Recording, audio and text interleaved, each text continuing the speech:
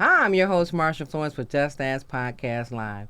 Thank you, ladies and gentlemen, for tuning in. And you know what I always say, every other Thursday, I like to bring you some resources that you can use throughout the community. Now, listen, we're getting ready to slow down in the warm months and creep right in into the cool months. And, people all of a sudden say, I think I need to exercise. I need to start walking more. Something that lets you know that some physical fitness of some form or fashion should be coming into your lifestyle. Okay, so I wanted to start off our new season with a program called Fitness First, and so today we have with us a professor of exercise science. Now, what does that mean? He's going to fill us in and tell us in a few minutes, okay? So I don't want to waste a lot of time with my introduction. I want to introduce to you our fitness experts, starting off for our new season, Professor Carlin Wilson of exercise science. Good afternoon, Professor Wilson. Good afternoon, Marcia. How you doing? Nice to see you again, sir. Same here. Good. Now, you know what? And I hope you don't mind. Can I call you Carlin? Absolutely. Okay, thank you. Now, Carlin, a lot of people are always going in and out on these exercise craves and everything. So I want you to first tell us a little bit about yourself and what is exercise science?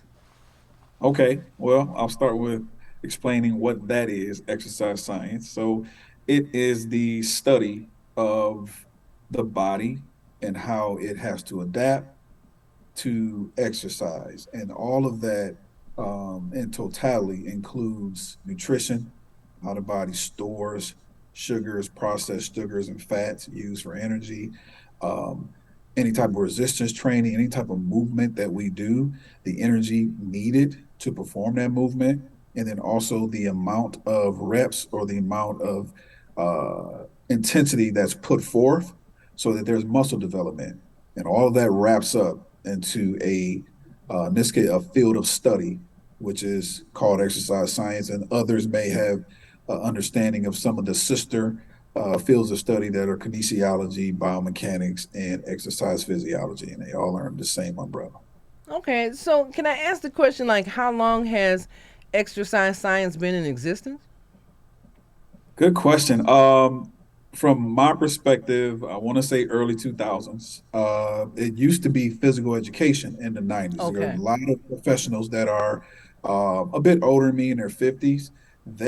Most of them have a degree in physical education. Mm-hmm. And then when 2000 came, that generation of individuals, including myself, were able to major in what is deemed now exercise science. So they kind of took it a step up, where we've dealt more with working with special populations, like Mm-hmm. we're talking about, senior populations, populations with many contraindications or past injuries or things of that nature. So it became more robust to give us the tools needed to work with the type of individual in that community who we were going to be Okay. working with.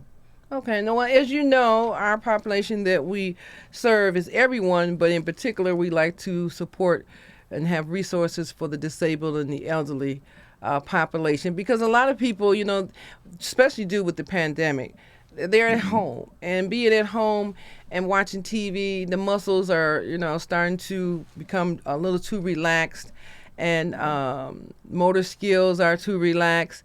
Between the fork and the knife and the spoon, there is no exercise outside of that.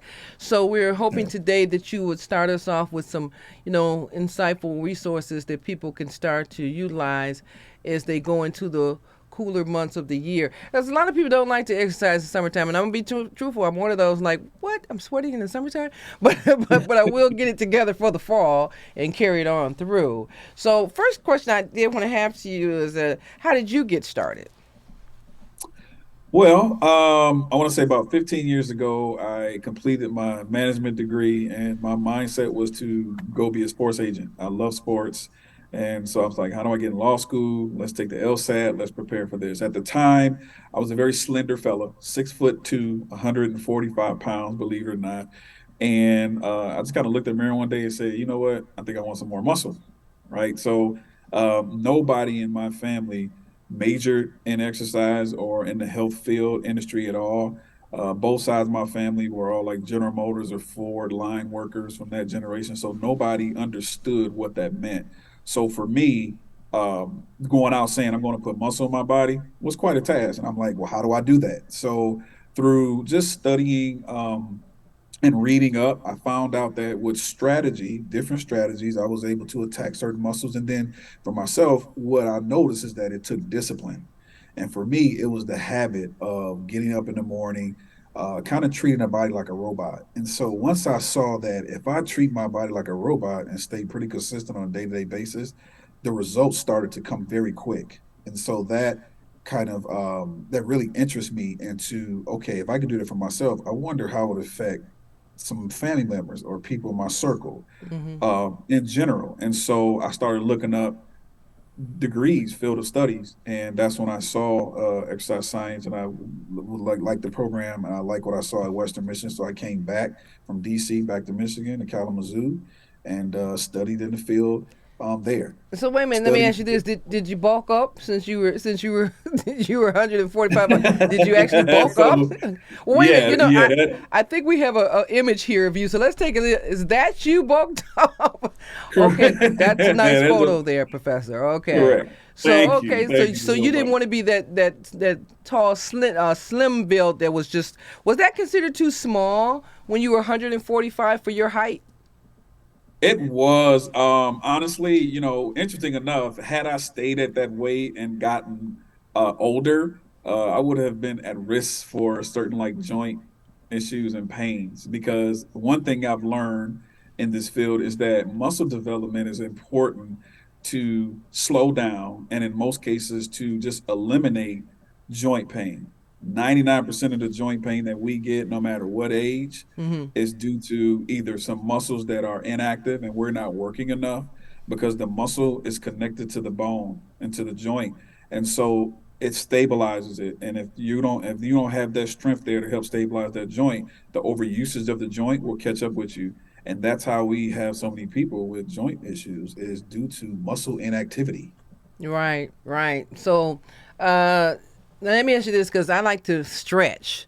And I know Mhm. some people look at it like, that's nothing. That's like just yarning. But to me, a whole half an hour to an hour stretching every limb, I think I feel much better at the end of the time I stretch. So, what's your take on stretching and how often? Oh, good question. Honestly, it is a daily thing. Now there are a couple types of dynamics under stretching. I use that word, but one of the different forms of stretching is actually referred to as dynamic. So you have a form of stretching where there's movement throughout the motion of a joint. And so it's almost like a kick or a bend or a flex or some of that nature. And it's consistent movement through. And for some people to get an idea what that is, you ever seen a track event? And if you watch, whether it's a 100-meter, 200-meter dash, if you watch a sprinter, a lot of the movements they do before they get ready to take off are dynamic stretches. They're not going to Mm-hmm. hold it. They're going to Mm-hmm. move through because they're trying to excite the muscle. And then the other form, which is more common for most of us, would be static. And that's what in most cases you're referring to, and most of us do with our clients and we do ourselves. And that is pretty much, to give you an analogy, it's almost like taking, those rubbers that gentlemen put on their dress shoes to keep them from getting wet in the Yeah. rain. And Mm-hmm. then when they're done with it, they take them off, but then they turn them inside out. Mm-hmm. Static stretching is turning the body inside out. You're basically countering a consistent move. So if I'm flexing my elbow 30 times a day, then to stretch the connecting muscle towards that elbow, I need to extend it. which is a Okay. stretch.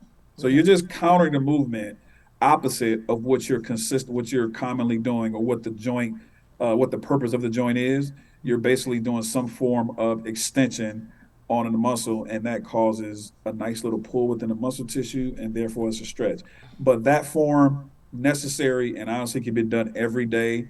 5 to 10 minutes Some changes form of lives. stretching. Yeah, some Yep. form of stretching. So for our elderly population, and our disabled population in particular, is there a particular stretching exercise or movement for our wheelchair users? Because some people are in wheelchairs have upper body strength, Mhm. okay, and some people go to the gym and actually continue to work their upper body. But is there some type of particular style of exercise that a person in a wheelchair can do to keep respiratory issues down or muscles controlled in the arms or legs or anything?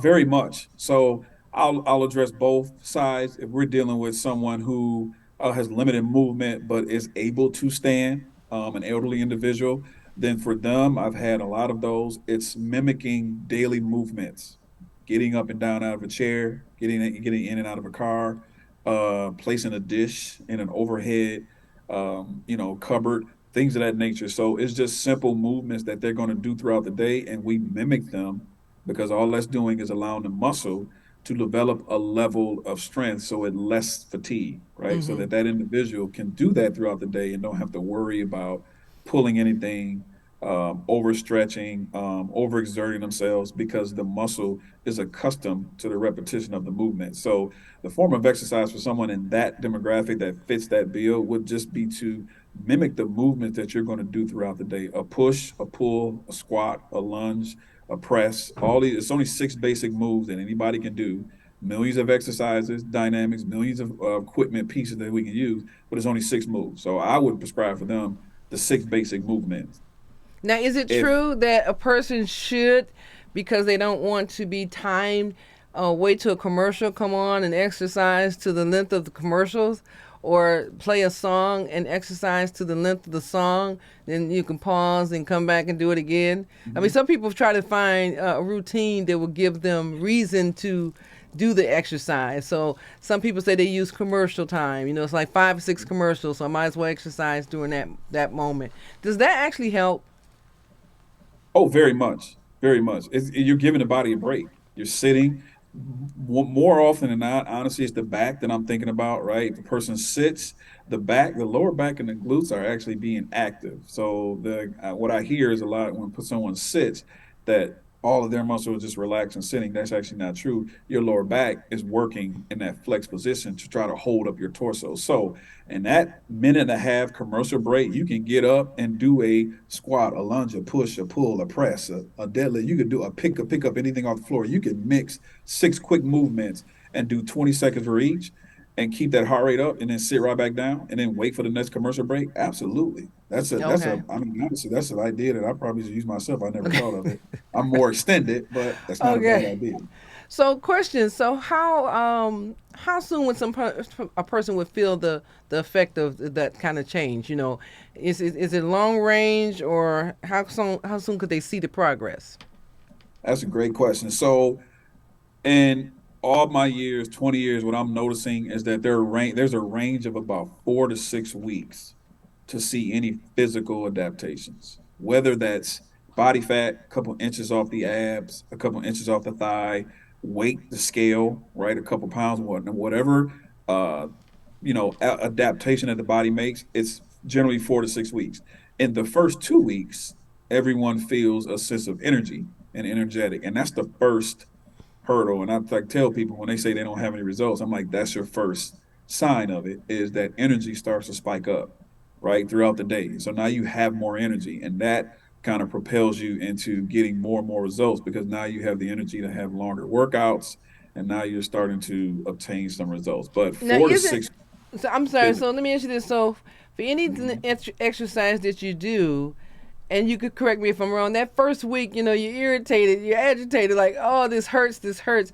Does it normally take about a week or 2 weeks consistently for that muscle to warm up to the fact that this is what we're going to do? So that's a varying. There's some truth to that, but not all the way. What you're defining for the people is muscle soreness, or in this case, most Muscle people suffer soreness. from delayed onset muscle soreness, which is DOMS is a term. Some people go anywhere from 24 to 36 hours. Some people 72 hours. But I like to think that if you are more hydrated, your how long it is, it's not going to be that bad. You can shorten that time by staying more hydrated. But you're absolutely correct in that first couple of weeks. But it doesn't change the fact that 2 weeks in, your energy is still going to be elevated. Now you'll be sore, and your body's adapting to the muscle tissue itself, to the change in size that you're taking your body through. But your energy level always, almost always, will increase just after 2 weeks of being consistent. Okay.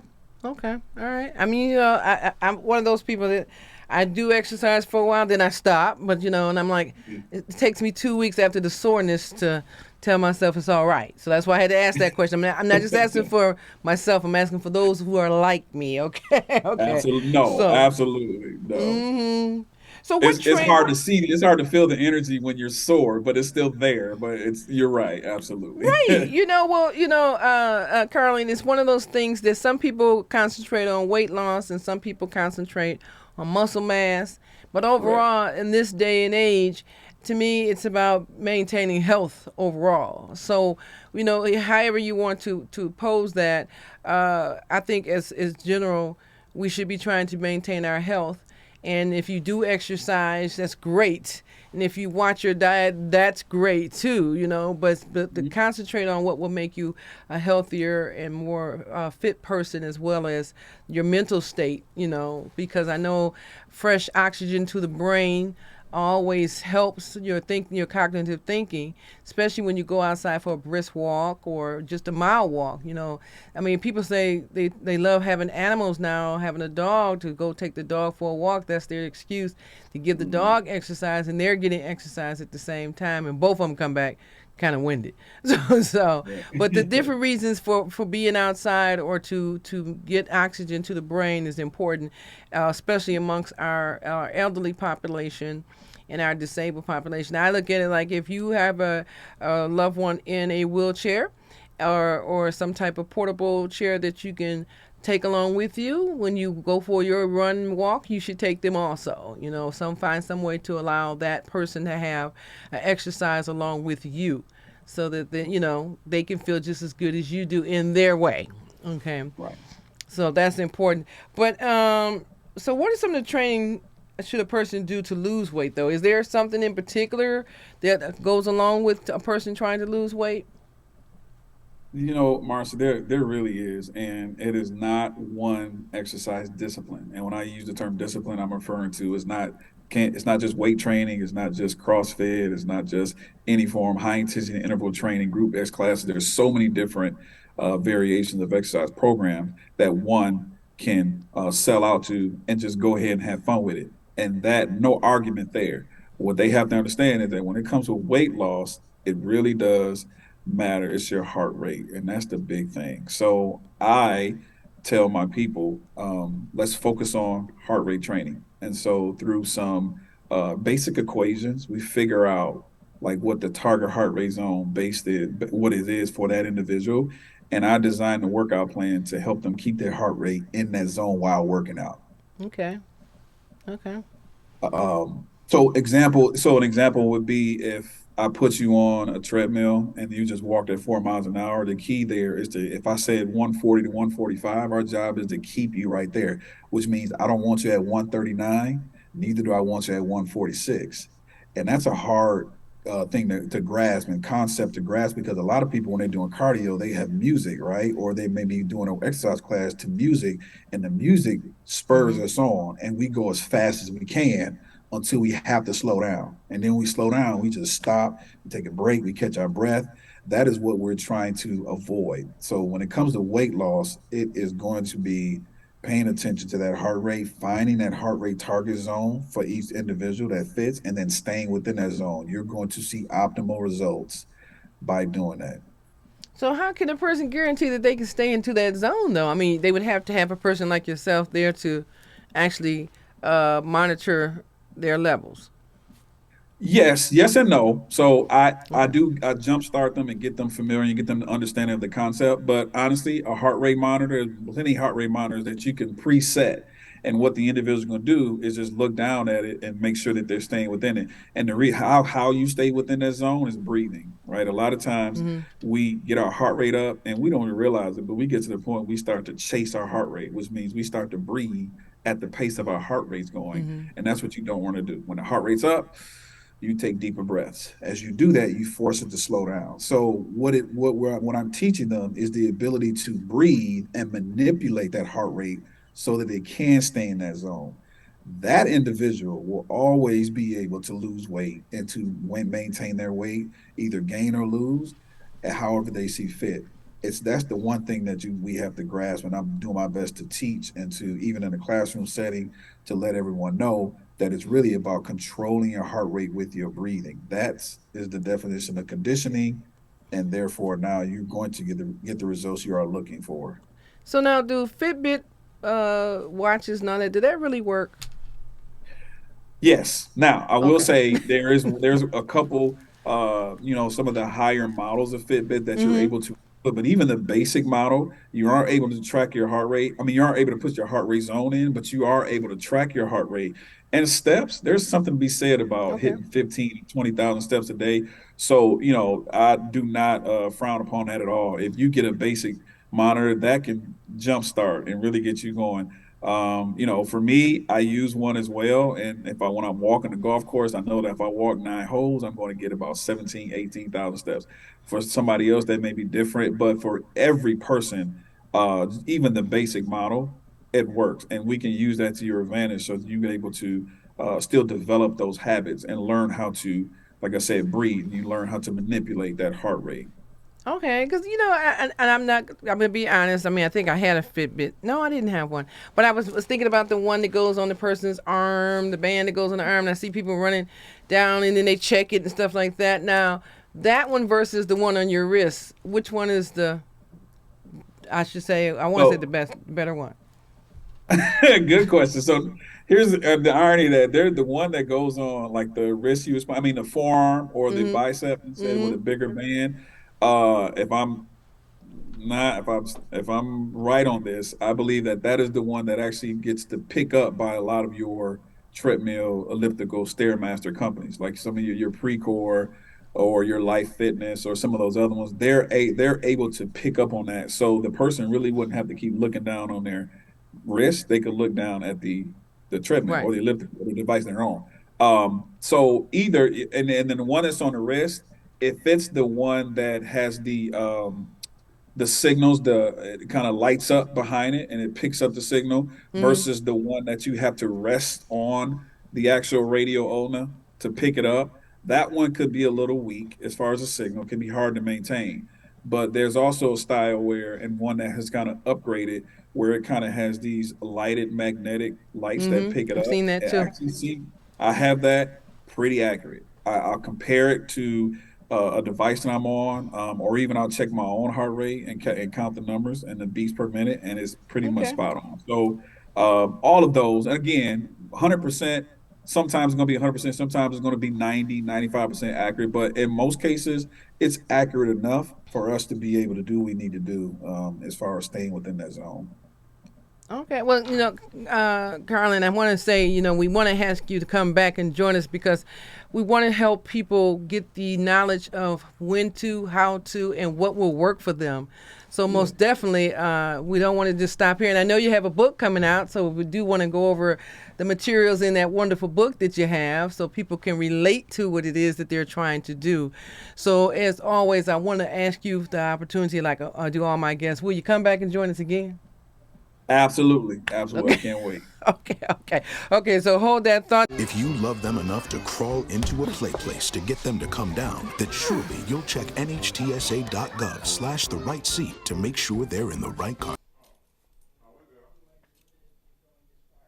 Now, ladies and gentlemen, I got something to share with you. First of all, if you missed today's program, do turn in to PBS Channel 56 at 5:30 a.m. and you can catch this show as well with Professor Carlin Wilson.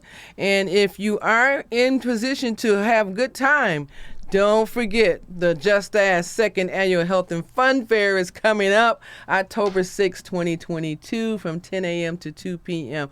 We still have room for those who are interested in being involved in this event. So we definitely want to have you there. If you can be there, as they say, don't be square. So if you see the registration information posted on the screen, you can always go there, or you can contact us at justasktalkshow.org. Ask us any questions you like, as well as go to the website justasktalkshow.org/funfair and get your resources from there. And or give me a call, 1-800-323-5336. You know how we do it. We're going to make sure that our disabled and elderly population and their caregivers have a great time collecting resources, having something good to eat, dancing, free chair massages, face painting, clowns, the whole 9 yards. All right. And this is an adult and children event, so we don't want to leave anyone out. And if you're in the and having a good time, please join us on October 6, 2022. And I'll get to tell you later what's the big day about October 6th, but not right now. Okay. Well, let me say this. I wanted to go back to this picture one more time. Professor Carlin Wilson. Now, you want to be bulked up like this guy right here, guys. Okay, so he went from that slim 145 to whatever it is. But we hopefully he'll come back and share some more of his helpful tips and information on getting you guys, getting all of us together, not just the guys and gals together, on what it takes to get your frame intact as well as your mental state. Okay, so everybody's not physically fit, but you do have a mind that needs to be exercised as well. So I wanted to make sure that I got that out, Professor Wilson, because some people say, well, I can't do anything physically, but oxygen to the brain, however you can get it to you, is what we want to focus on to make sure that our population is healthy. All right. So thank you once again, and I'm looking forward to having you back join us whenever you get a moment. Okay? Yes, you got it. Thank you. All right, hold that thought for me. Well, ladies and gentlemen, you know who I am. I'm your host, Marcia Florence with Just Ask. And you know, I get tickled when I get a chance to learn something new. So I learned something new today from Dr. Wilson, Professor Wilson. So, watch me start to slim down on the slide. Okay, it's coming. All right. I'm your host, Marcia Florence with Just Ask. And what do I always say? If you know a person with a disability, or if you just have a general question, don't be afraid to ask. Just ask. I'm your host. And don't forget, October 6th, 2022, Eastern Market, shed number 5, was all about you. Thank you. I'm your host, Marcia Florence. See you next time.